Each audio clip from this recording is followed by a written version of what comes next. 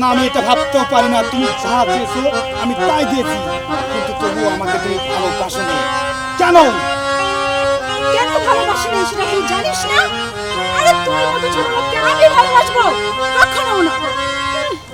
আমার কাছে তো আসবে রাজপুত্র, তাকেই আমি ভালোবাসবো। রাজপুত্র? আজকে আমি তোমাকে বোঝাবো রাজপুত্র কাকে বলে।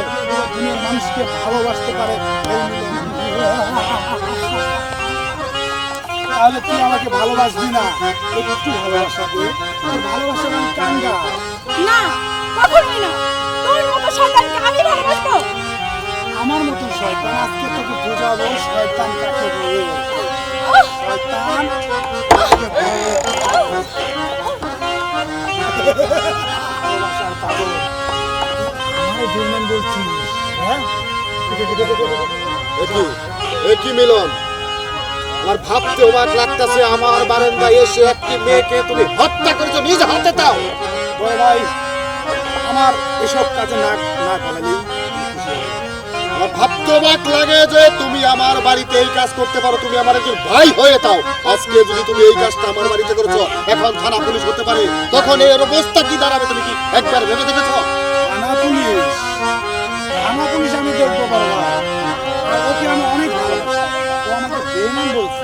না না বড় ভাই, আপনি এই কথা কখনো বলবেন না। আইন প্রশাসন, আমি চাই না তুমি আইন প্রশাসন।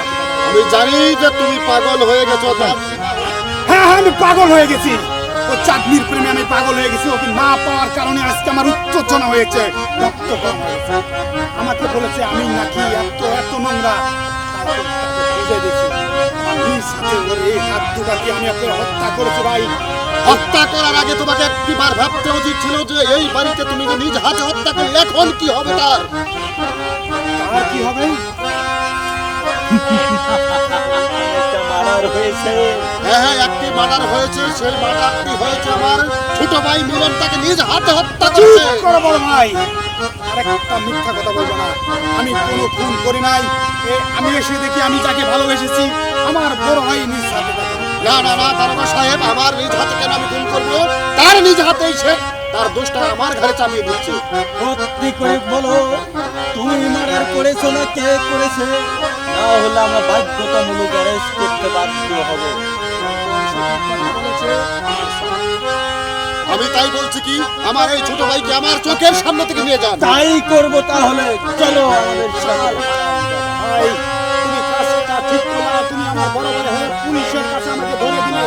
আমি যদি জেল থেকে বেরোতে পারি ভাই, তোমাকে আমি বুঝে দেবো তুমি আমার বড় ভাই না।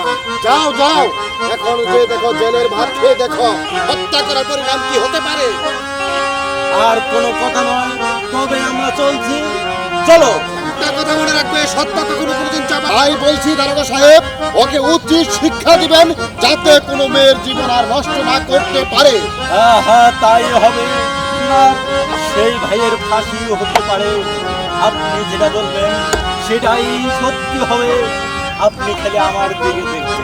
ঠিক আছে দারোগা সাহেব, আপনি উচিত শিক্ষা দিয়ে আপনি আমার সাথে দেখা করবেন। ঠিক আছে, তবে তাই হবে। আমি চলে গেলাম। তার আগে একটি কথা বলে দিতে চাই,